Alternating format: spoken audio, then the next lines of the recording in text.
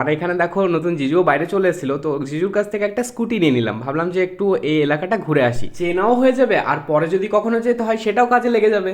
তাই জন্য ঘুরতে চলে গেছিলাম। আর ওখান থেকে আস্তে আস্তে আবার কেক আন্টি বললো আয়াজ অনেক বেশি ডিস্টার্ব করছে, ওকে নিয়ে একটু ঘুরে আসো।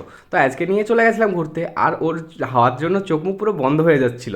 আর এরকম প্রাকৃতিক দৃশ্য দেখতে দেখতে আমরা অনেকটাই ঘোরাঘুরি করলাম, গ্রাম্য একদম এলাকা তো গাইস, তো বেশ ভালো লাগছিল। তো আমরা রাস্তা দিয়ে যেতে যেতে হঠাৎই আবার আয়াজ ঘুমিয়েই গেছিল, তো ওকে ঘুমানোর সময় কত বেশি কিউট লাগছে দেখো একবার।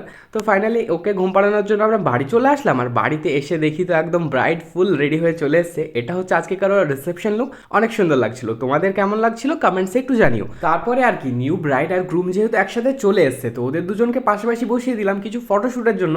আর দুজনকে তো অনেক মাইন্ড ব্লোয়িং লাগছিল। তারপরে আমাদের যেহেতু লাঞ্চের টাইম হয়ে গেছিল, তাই আমরা একসঙ্গে সবাই চলে আসলাম লাঞ্চ করার জন্য।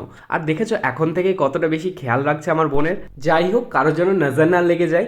আর আজকে আমাদের স্কুলের মানে আমার পুরনো স্কুলের কিছু টিচারও গেছিলো রিসেপশন অ্যাটেন্ড করতে, যেমন কি হুমায়ুন স্যার ছিল আর এখানে ইসরাফিল স্যার ছিল।